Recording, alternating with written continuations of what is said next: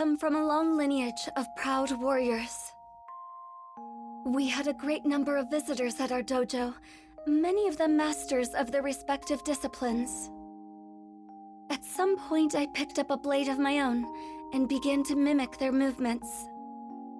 Back then, I enjoyed the training for what it was, valuing the journey over the destination. That is, until I met him, the supreme swordsmaster of the Eternals, Eata, once known as the demon Zamba. With a single glance, he identified all of my weaknesses. Then, with a few words, he taught me to overcome them. His strength was beyond captivating. I even eavesdropped on a conversation between him and my father, and discovered we were distant relatives. I was elated. For some time, he continued to train at our family dojo. I took every opportunity I could to learn from him, following him wherever he went. I ate whenever he ate. I committed all his mannerisms to memory. However, with the exception of our first encounter, he never acknowledged me. After all, he yearned for nothing more than strength. Why pay heed to a weakling, such as myself? So I vowed to become stronger. I would soar so high, he'd have to see me. I dedicated myself to training, begrudging even a single moment of respite. The blade was everything to me. And eventually, there was no disciple at the dojo who could come close to rivaling my skill. That was around when he vanished. In the blink of an eye, he was out of my life. He spoke not another word to me, nor called me by name.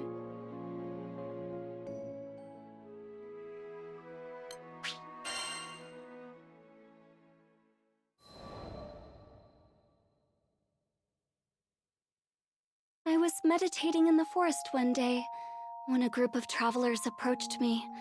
I didn't know them, but they were the captain and the crew of the Grand Cipher, and my future. Initially, I thought they were lost and had come to ask for directions. I was only half correct. They were seeking guidance, but not out of the woods. They wanted to learn martial arts from me. I shook my head.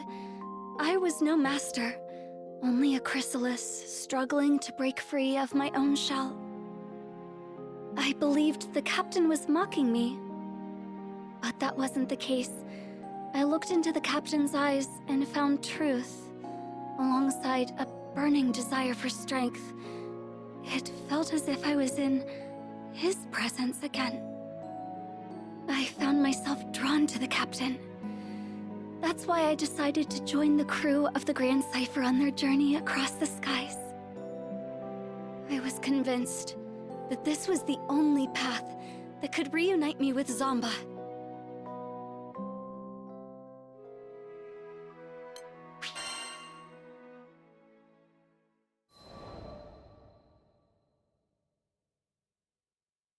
One day, I encountered an adorable Harvan girl at a local market. I'd already finished my shopping, so I decided to accompany her to a nearby cafe for tea and conversation. Upon parting, I asked for her name. She proudly introduced herself as Fief, one of the 10 Eternals. I had heard that Zamba once cared for a child of the same name. A jealousy brewed within me that I hadn't felt before. Zamba had taken notice of her, yet he never once acknowledged me during our time together. My inner peace had been shattered. I retreated to the mountains and started my training anew. But the more I tried to find direction, the more I realized how lost I truly was. It was Lyria and the captain who brought me back. They appreciated me for who I was. Nothing more, nothing less. Perhaps I too could learn to love the living, breathing me, and not a ghost of the future. That thought filled me with so much contentment. I was ready to give up on chasing Zamba. But the universe works in strange ways. As soon as I was about to let go, Fief helped bring me and Zomba together again. It was then I finally put into words how I felt. I spoke about how I wanted him to acknowledge me, to call my name. He listened quietly, and for what I felt was the first time, truly saw me. But I had yet to see and love myself. As part of my quest for self-discovery, I crossed blades with Zomba. No, Ayata. We fought for days. He no longer believed I was a weakling. After our battle, we visited the tea shop, and it was there that he first addressed me by name. Never had tea and cake tasted so sweet to me. Now, with nothing holding me back, I am free to soar toward ever greater heights with my beloved companions on the Grand Cipher.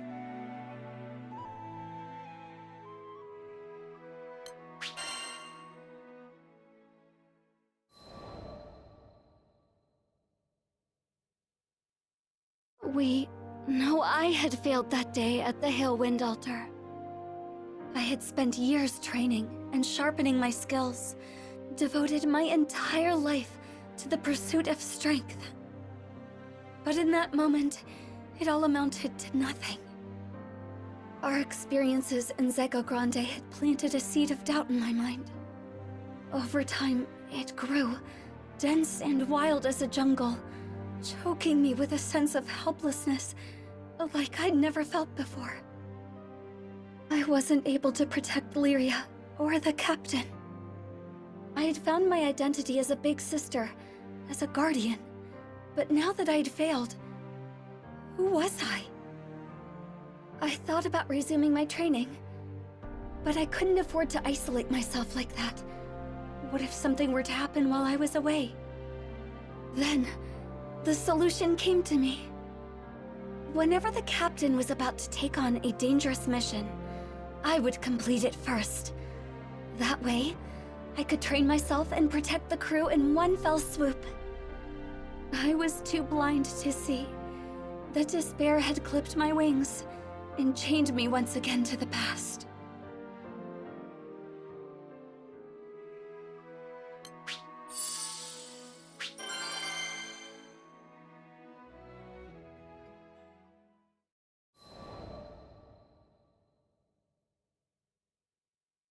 Are there any particularly dangerous missions available? Sierra Carte, with her usual cheery disposition, set a list of options before me. Sure are. We've got a few jobs here that only a crew of your caliber could handle. In fact... She paused and looked at me with a quizzical expression. You know, I can't even remember the last time I saw you here by your lonesome. Don't you usually do things as a crew? I told her I intended to undertake these missions alone, as part of my training. I gotcha. The grind never ends for you, huh? Just don't push yourself too hard, you hear? I nodded, only half acknowledging Sierra's words. After deciding upon a venture, I chartered a small carrier vessel which would take me to a nearby island. As the ship was tossed about the turbulent winds, I closed my eyes and looked for peace within. This is for their sake, as well as mine.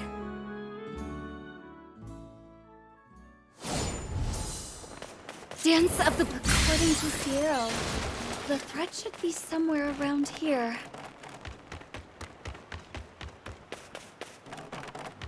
I sense great evil. Just a little farther.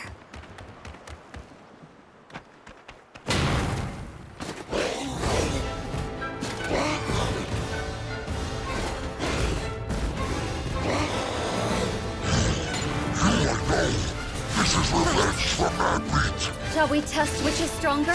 Your shield or mine? Worthless. But it's not over yet. I will not rest while evil runs free.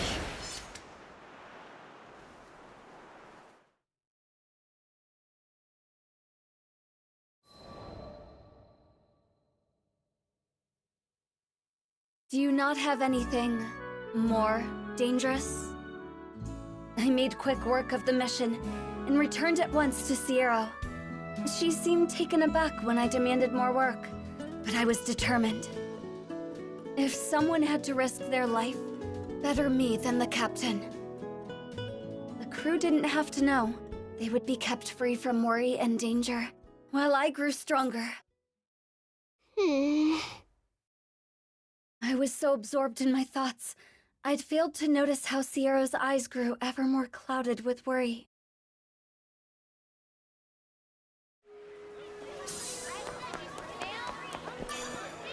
Good day.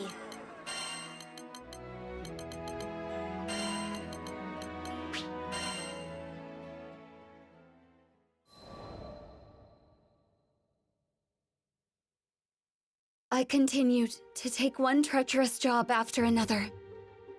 If you want someone safe, then keep them from entering the tiger's den. It's as simple as that. Are you really sure you're up for another one, Narmaya? Sierra worried for me, but there was no turning back now. My labor had bore fruit. The rest of the crew was beginning to look healthier, better rested. They returned earlier from missions, bearing fewer injuries. I appreciate the concern, Sierra, but the path to strength is long and narrow, and I must continue down this path, for all of their sakes.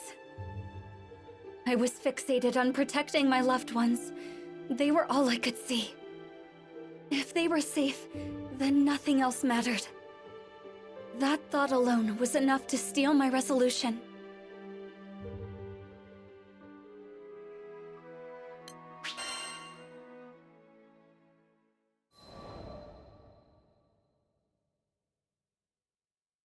On days without work, I would meditate on the deck of the Grand Cipher. One day, the voice of Vern broke through my meditations. I don't know. She looks pretty wound up. Wouldn't she usually have dozed off by now? I'm telling ya, something's going on. He was livelier than ever. Perfect. You shouldn't push yourself too hard, Narmaya. And sweet, tender Lyria. Yes, this was how things should be. I cracked open my eyes and stole a hopeful glance at the captain. But on that kind face, I could read only worry and distress. I wanted nothing more than to comfort my darling. No, I was acting for their sakes. I had already come so far. If I could just hold to my path a little longer, make the skies a little safer, then I could go back to being their big sister. I needed more strength. I needed to be worthy of this family. The crew of the Grand Cipher was powerful, but in the end, we were only small people in a vast sky, filled with endless dangers. If I didn't get stronger, one day that sky would engulf us. I had to protect them. I could protect them. All I was lacking was time.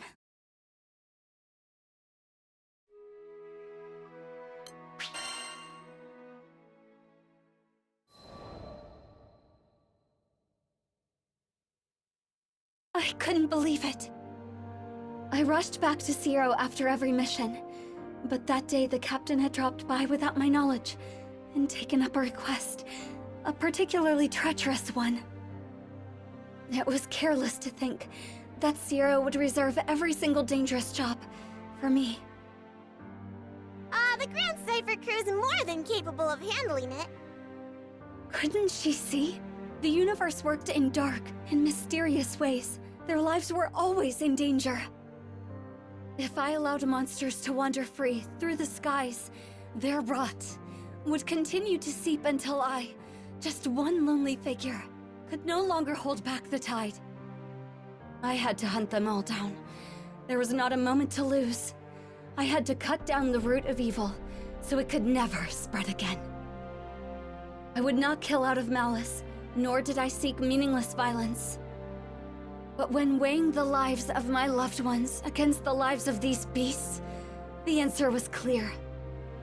As long as their threat persisted across the skies, the crew would never truly be safe. And so I would wield my blade to protect the crew and the helpless. For the captain, I would become the harbinger of death. Everything is for the captain. My captain. My dearest captain. I would kill, and kill, and kill, and kill. Every last threat.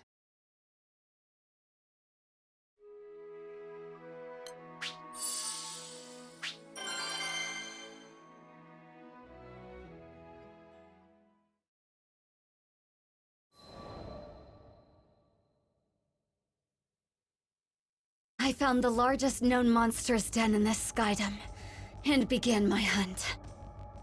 Die, for the sake of the skies, and my captain.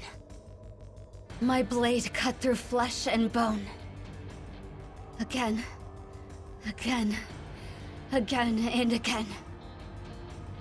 And soon, time lost all meaning. How long was I there? Perhaps 3. Or even 4 days. My grip went numb, my vision blurred, my body grew heavy. But I couldn't stop. Not here. With these hands, I would deliver my loved ones. Even if it meant steeping them in blood.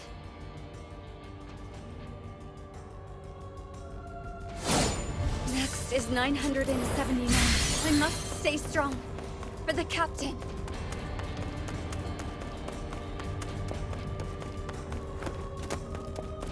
I must destroy every threat.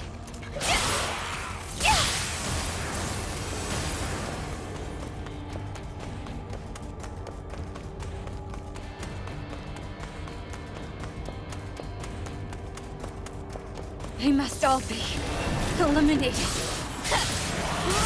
Life is a dance. My hands have gone numb, but even in death, my sword and I are one.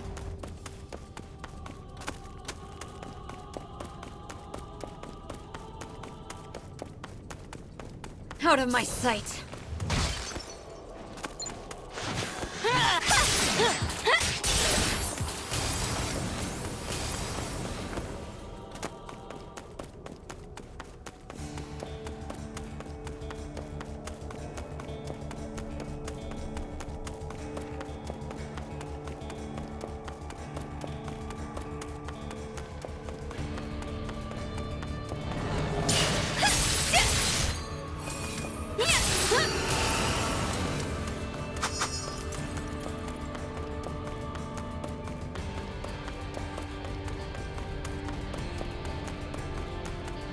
To see me is to see death.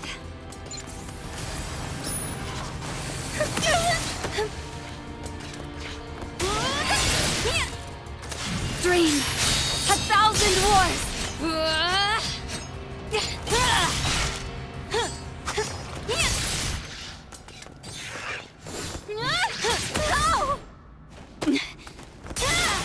999. There's more above me. I can feel it.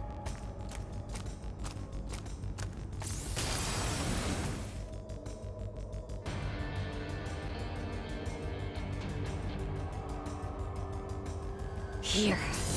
Come, my friends.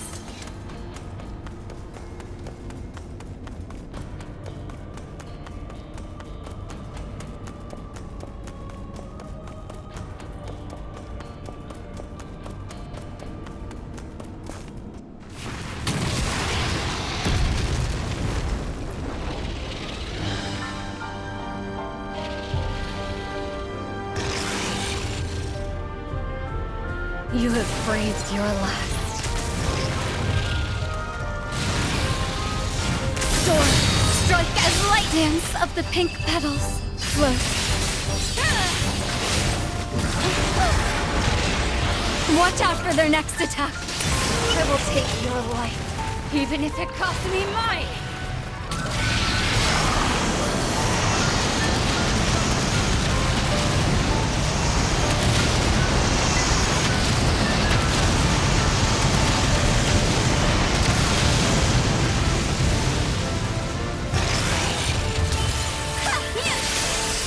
I must protect 1,000. I finally did it. Wait. There's more of that. Impossible.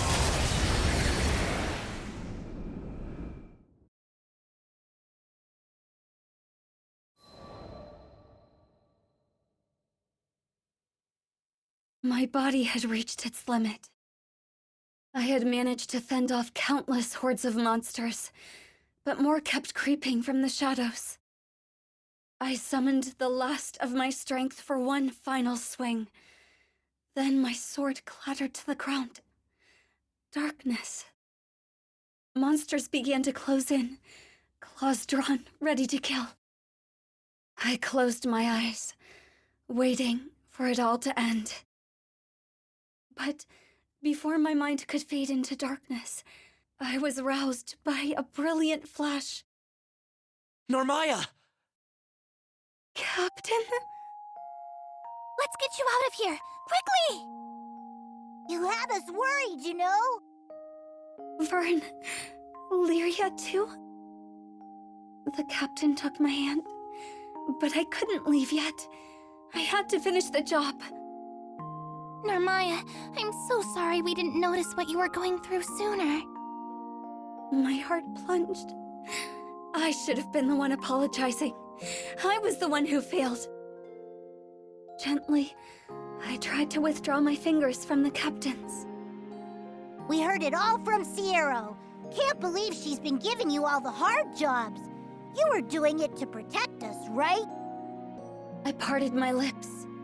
They needed to understand that it wasn't Sierra's fault, that I brought this all on myself. But my arid throat could not push out a voice. After a moment of silence, the captain pressed down on my hand. Narmaya, I want to protect those closest to me, same as you. So if something's on your mind, don't keep it to yourself. We're here for you. And just like that, I was overcome with the emotions I had tried so hard to suppress. How could I have been so blind? Not a single one of us could protect the crew, but that's okay, because all of us could protect each other. The whole is greater than its parts. The captain's grip was firm and led me blinking into the sunlight. There, I saw worry etched into the faces of the crew. I realized that, by putting myself in harm's way, I hurt those who cared for me. Those who loved me, those I wanted to spend my days with, now and forever. But the course I had been following could only lead to isolation. The captain still hadn't let go of my hand, though the grip of those calloused fingers was firm. I felt a gentle kindness in their warmth.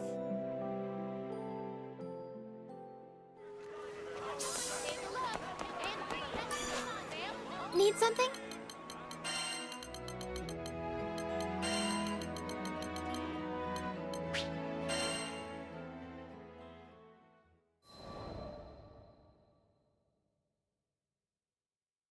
Captain, are you hungry?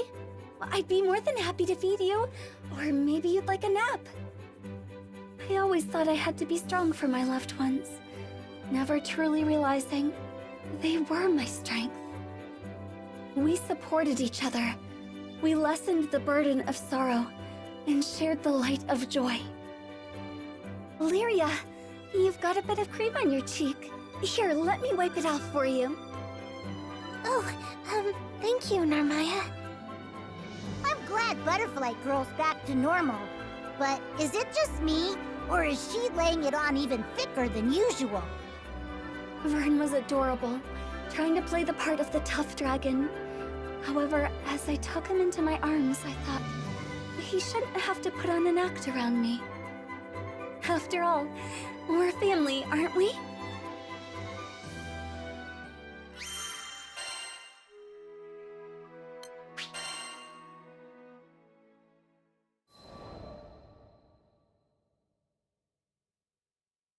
On a bright, quiet day, I had a sparring match with the captain.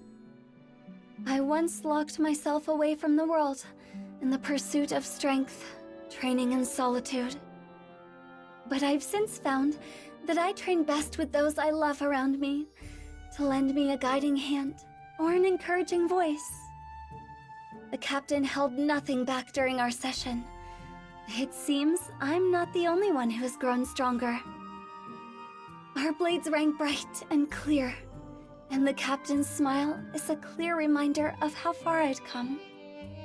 After training was over, we stood for a while longer on the deck of the Grand Cipher, feeling the breeze. Above us, the azure sky was spread as far as the eye could see, its splendor too much to take in all at once.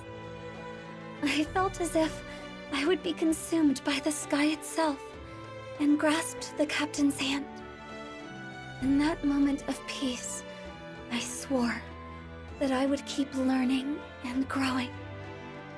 Not alone, but together with those I love.